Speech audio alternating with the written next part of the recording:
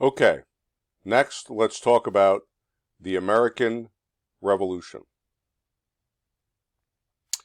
American Revolution, we talked about the intolerable acts in the last video, coming on the heels of the Boston Tea Party and all the protests in the post-French and Indian War period. When the intolerable acts were put in, when there was a crackdown in Boston on after the Boston Tea Party to force Boston to pay back the cost of the destroyed tea, when they started parking British soldiers in there, when things started to get really rough. Remember the old Stamp Act Congress that had gotten together about the Stamp Act, 10 years before? Well, the Continental Congress now meets. Continental Congress begins meeting in 1774 to talk about what to do. And all of the colonies are starting to coordinate their protests. In 1775, April 19th, you get Lexington and Concord. So, Lexington and Concord, let me just take a look here. There we go. And I'll have to move this over just a bit. This is Lexington. This is Concord. They're two little towns in Massachusetts. Boston is over here.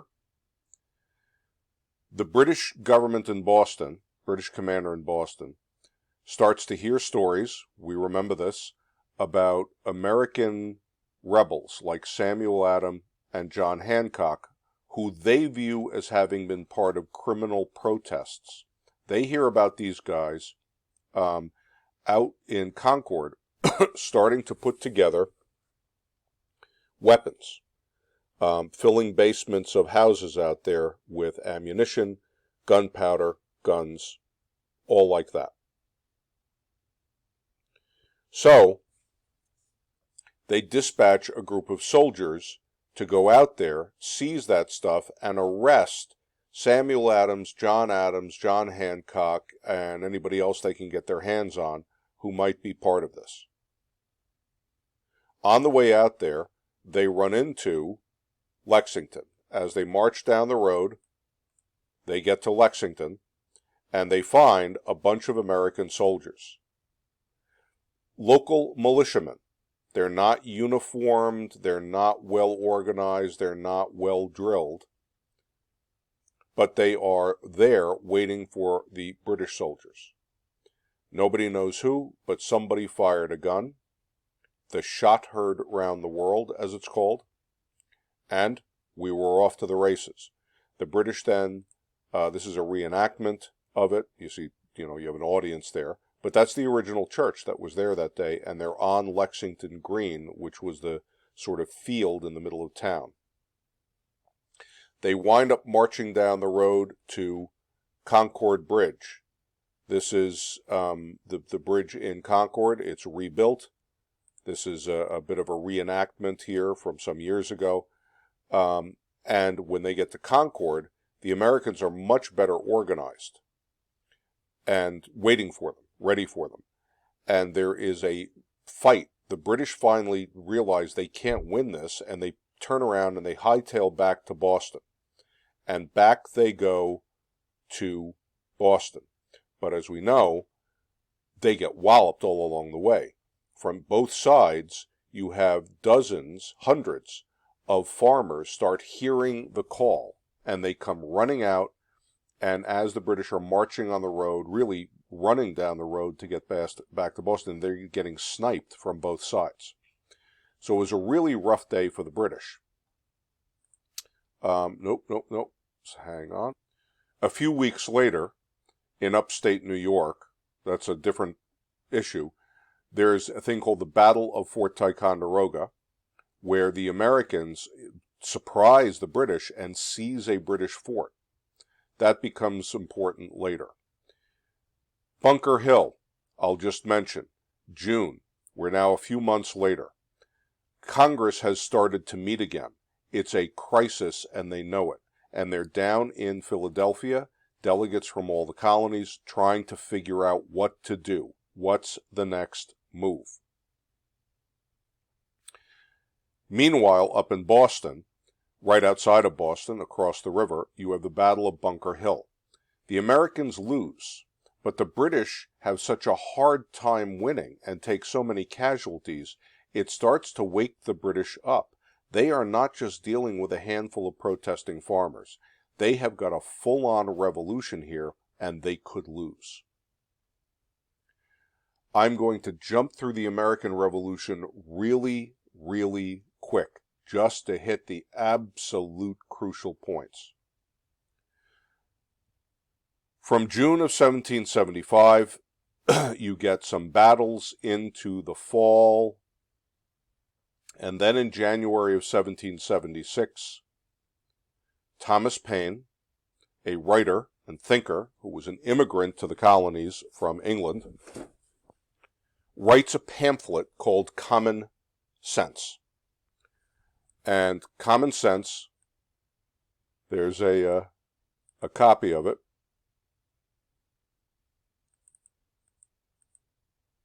Hang on. Okay, I hope you can see this.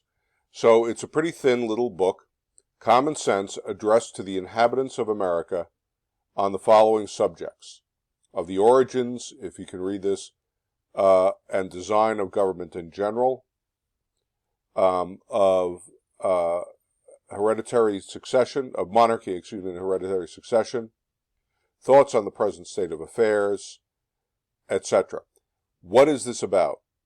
Thomas Paine writes this and is advocating that we not fight this war to get our rights as Englishmen. We are a new people. We Americans. And we require a new country. So we have grown up as children of England, but now we're adults and we need to be fighting for independence. Well, that's quite a thing. That's the beginnings of really the discussion of the idea of independence. So, and if I can pull this out for a minute, maybe, can I? Hang on. Nope. The Congress meeting in Philadelphia, by the time you get to June of 1776, realize the war has been going on for a year and a half now, is finally to the point where they are ready to declare independence. And so they appoint this committee. Benjamin Franklin, Thomas Jefferson, John Adams, Roger Sherman, and Robert Livingston, who are tasked with writing a declaration. And as we talked about, Jefferson is the biggest hand in that declaration, but Franklin and Adams also contribute. And you get, therefore, the Declaration of Independence. Declaration of Independence, as you know, is two things. It's a long laundry list of everything the king has done wrong that justifies that he is no longer the rightful ruler of America, and it's time we said that. John Hancock signs, with the biggest hand down here, because he's president of this Continental Congress. But then every other member of the Continental Congress signs this. That was unusual. In the modern Congress of the United States, when they pass a bill, the Speaker signs it, the Secretary of the House of Representatives, the Clerk of the House of Representatives signs it, but not all 435 members do. In this case, they put their name on it because they were pledging, as the Declaration says, their lives, their fortunes, and their sacred honor personally to this cause.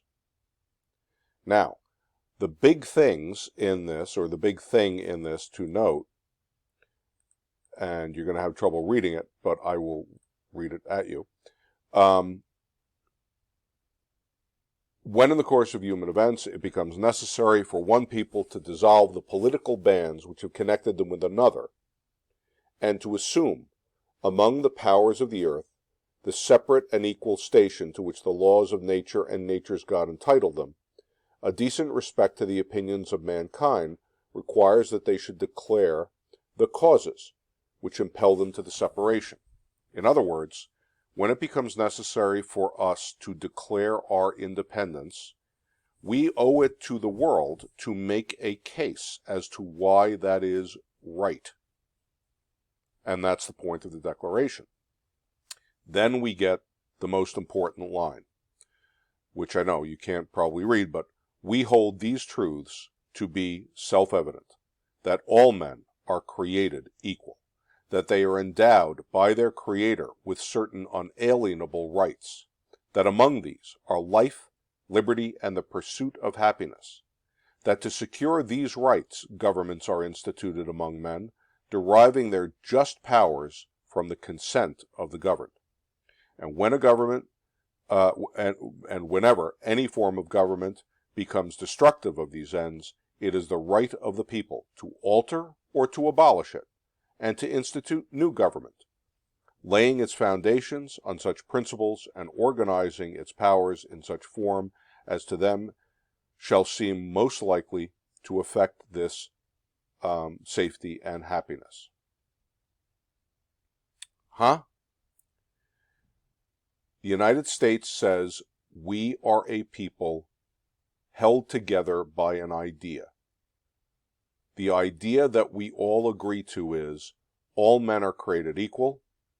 Each individual man is endowed by God, not by government and not by each other, with certain rights that cannot be given away or taken away, unalienable rights.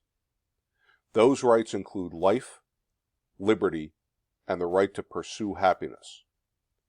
Governments are created to secure those rights, and governments are answerable to the people. They derive their powers from the consent of the governed. That's what we call popular sovereignty. Ultimately, the people are the government. Well, as we know, the Declaration was, of course, a big hit. And if I can get back to what I need here. Hang on, guys. Nope. Bloody hell. Hang on. I know it's here. There we go.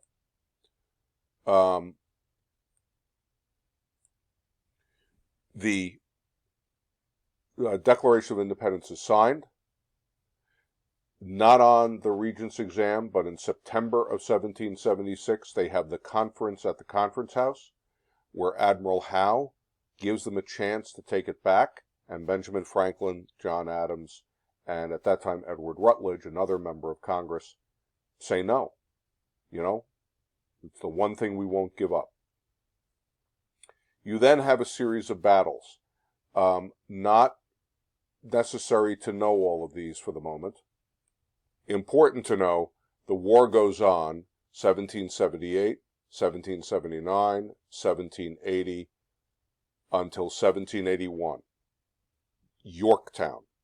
Yorktown in Virginia is the last battle of the war. The Americans win, and the British have to agree to give up. And so you get the Treaty of Paris, 1783. Britain recognizes the new United States. Okay.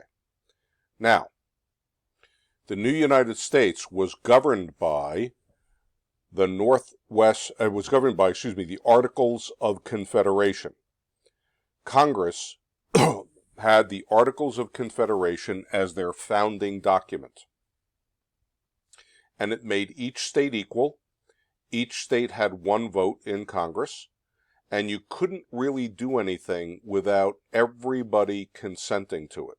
Most things had to be unanimous or nearly unanimous. And the new federal government didn't have much power. It couldn't tax. It could only ask for contributions from the states. It couldn't control the money supply. It couldn't control foreign affairs, really. It couldn't control interstate trade. So it was a very weak national government. It was just enough to create a kind of cooperative effort. The one thing the Articles of Confederation, two things the Articles of Confederation did. One is they won the American Revolution. They were the government when we won the Revolution. And second, they passed the Northwest Ordinances. You remember? When we win the American Revolution, new United States goes all the way to the Mississippi River. Congress says, we're going to take this land, which we now own, that will be owned by the new national government, not by any individual state.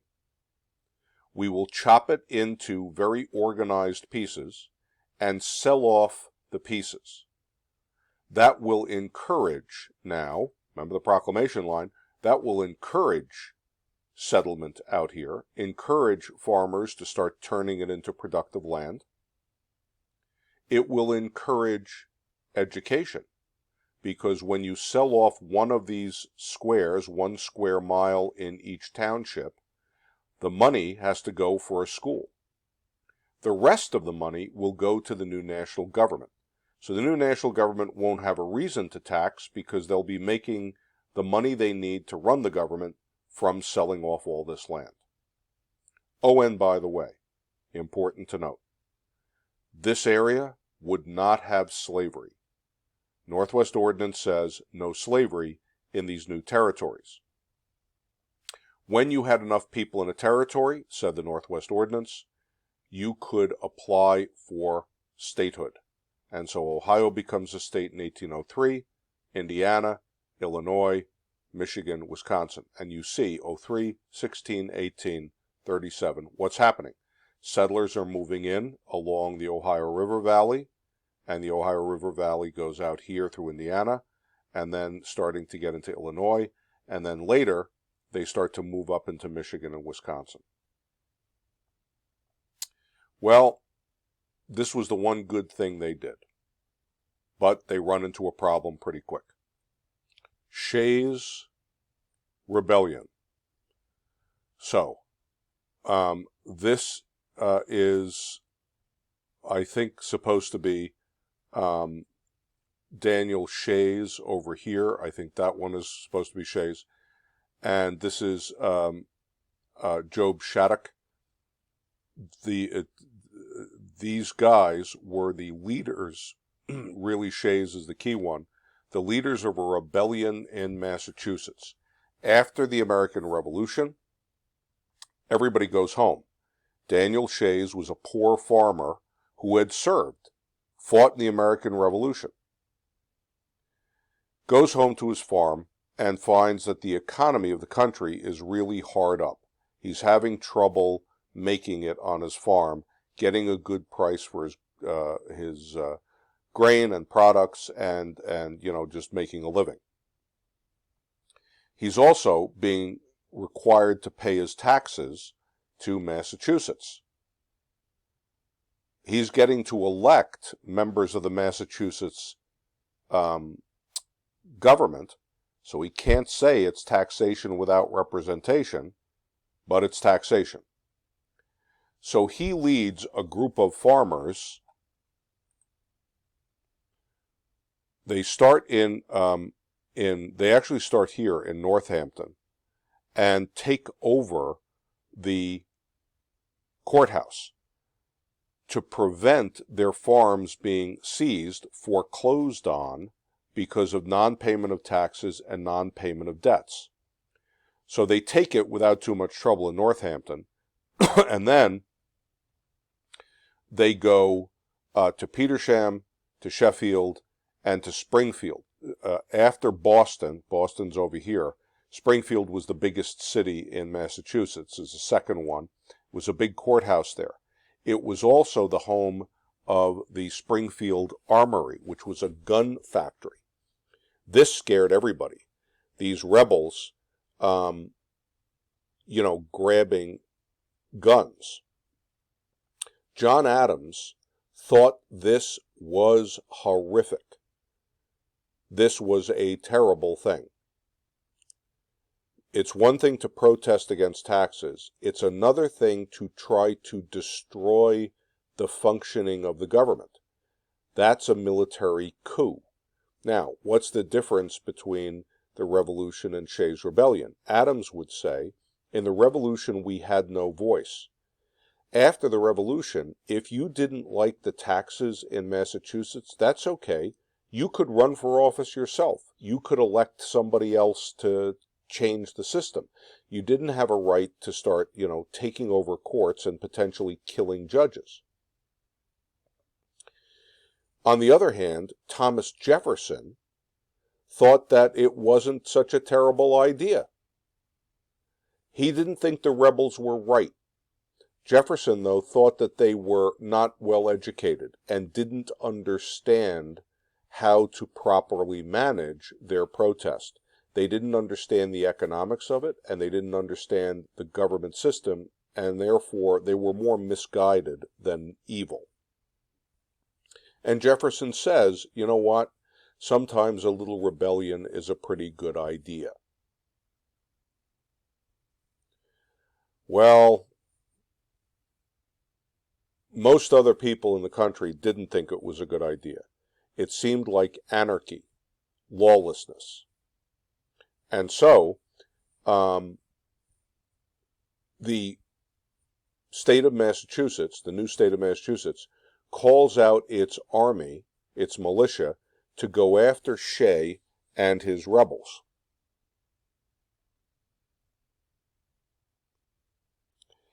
They have a hard time. The national government, the Congress, Articles of Confederation, can't help. Under the Articles, there was only one branch of government, Congress itself. There was no executive branch. They had no real standing army. And so the government, the federal government, couldn't respond at all. Luckily, the state of Massachusetts was able to put down the rebellion, but it taught everybody that we need to rethink the Articles of Confederation. So the next thing they talked about was, we need to rewrite the Articles and create a constitution that makes the federal government stronger. Okay, and we'll leave it there.